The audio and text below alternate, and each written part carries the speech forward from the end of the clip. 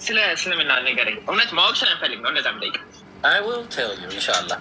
ምን መሰለህ እኔ እሰማሃለሁ ምክንያቱም ከማዳመጥ ብዙ ማግኘት ስለምችል እኮ ከማዳመጥ ብዙ ማግኘት ስለምፈልግ ስለ ጴንጤውም ስለ ኦርቶዶክስም ተወውና እነሱ እርሳቸውና ስለ እስልምና ያላቸውን አስተሳሰብ ምን አይነት ነው የሚለው ማወቅ ስለምፈልግ እሱን ንገረኝ። ምክንያቱም ብዙ ሙስሊም ዘመዶች ስላሉኝ ማወቅ ፈልጋለሁ። ደስ ይለኛል። በመጀመሪያ እስልምና ማለት ኢስላም ማለት ለአንድ አምላክ እጅ መስጠት ማለት ነው። ለአንድ አምላክ ምን ማለት ነው? ከእሱ ውጭ በመመለክም በጌትነቱ አንድ፣ በተመላኪነቱ አንድ፣ ተግባባን። እንዲሁም ደግሞ በስምና ባህሪያቱ አንድ ነው። በቃ ሁለተኛ የሌለው ማለት ነው። በቃ እንደዛ ብለህ ነው መጀመሪያ ሙስሊም ስትሆን እና ምንድን ነው የአንዱ አምላክ የተባለው በአንድነቱ ላይ ሁለትነትም ሶስትነትም የለበትም። በጌትነቱ ላይ ባርነት የለበትም። በመለኮትነቱ ላይ ሰውነት የለበትም፣ ወይ ደግሞ እንስሳነትም የለበትም። ገብተዋል ወይ? እጽዋትነት ግብዝነትም የለበትም። በፈጣሪነቱ ላይ ፍጡርነት የለበትም። በሀያልነቱ ላይ ህክመት የለበትም። በአስተናባሪነቱ ላይ አጋዥ የለበትም።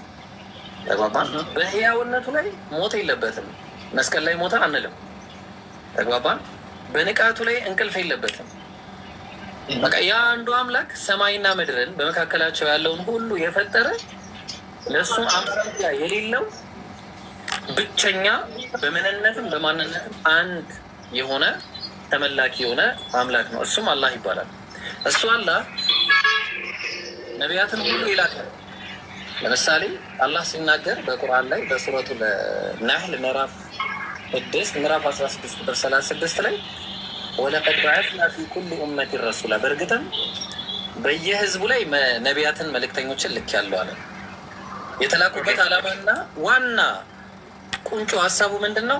እኔ ዕቡዱላህ ወጅተኒቡ ጣጉት፣ አላህን ያ የነቢያት አምላክ የሆነውን እሱ አምሳያ የሌለውን ቅድም የነገርኩን አንዱን አምላክ በብቸኝነት ተገዙ፣ ጣዖታትን ራቁ ማለት ነው።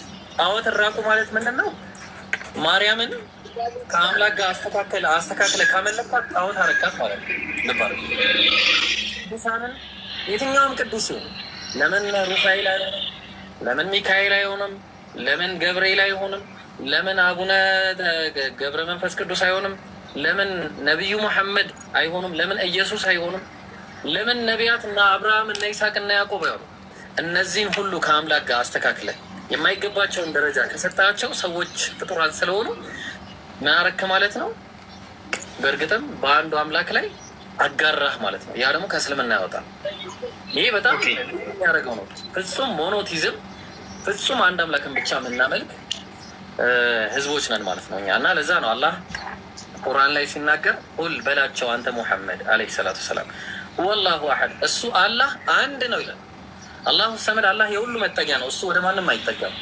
ለም የሊድ አልወለደም ያለው፣ ወለም ይውለድ አልተወለደም፣ ወደፊት ይወልዳል እንዳይባል ደግሞ ወለም የኩን ለሁ ኩፉወን አሐድ፣ ለእሱ ወደፊት አምሳያም ቢጤም የለውም ማለት፣ ያኔም አልነበረውም ወደፊትም አይኖረውም ማለት ነው። በቃ ስለዚህ እጥር ምጥን ያለ የተውሂድ አስተምሮ ይባላል። በቃ ይሄ አንድ አምላክን በብቸኛት የነገዘት አስተምሮ ስላሴ ምናምን አትልም። በቃ እንደውም ኢየሱስን አስመልክቶ እኛ ኢየሱስን በጣም ከምናከብራቸው መልእክተኞች መካከል አንደኛው ነው። በጣም እንወደዋለን። የአላህ ሰላም በሱ ላይ ይሁንና አምስቱ ታላላቅ ነቢያቶች የመጀመሪያው ማን ነው? ኖህ ወይ ደግሞ ኑህ አለይሂ ሰላም። ሁለተኛ አብርሃም፣ በጣም የቆራጥነት ባለቤቶች ናቸው። ከዛ ደግሞ ማን ነው? ሙሴ። ከዛ ኢየሱስ አለ። ከዛ ነቢዩ መሐመድ አለ። እነዚህ ሁሉ የቆራጥነት ባለቤት የሚባሉ ታላላቅ ነቢያቶች ናቸው። ስለዚህ እነዚህ ነቢያቶች ከነዚህ መካከል አንደኛው የሆነው ኢየሱስ ምንድን ነው ብለን ነው የምንለው? የአላህ መልእክተኛና ባሪያው ነው። ለዛ ነው ምን አለ ገና በልጅነቱ ኢኒ አብዱላሂ አታኒ አልኪታብ ወጀዐለኒ ነቢያ፣ እኔ የአላህ ባሪያ ነኝ፣ መጽሐፍንም ሰጥቶኛል። የተሰጠው መጽሐፍ ምንድን ነው? ወአተይናሁ ልኢንጂል፣ ወንጌል ነው የተሰጠው። ከዛ በኋላ ነቢይም አድርጎኛል ይላል ቁርአን ላይ። የተወለደው እንዴት ነው ሲባል ያለ ወንድ ንክኪ አላህ በቻይነቱ የፈጠረው ሰው ነው፣ ነብይ ነው። ይህንን ደግሞ ሱረቱ ኢየሱስ። አዎ ኢየሱስ። ኦኬ እሺ። ለጥያቄ እንዲሆነ ልስማ ብዬ ነው። በሳ ያ ኢየሱስ ያለ ወንድ ንክኪ ልክ ሰላም ነው። ይቅርታ አንዴ ኢሱ ሰው መጣበት ወይ آتاني الكتاب وجعلني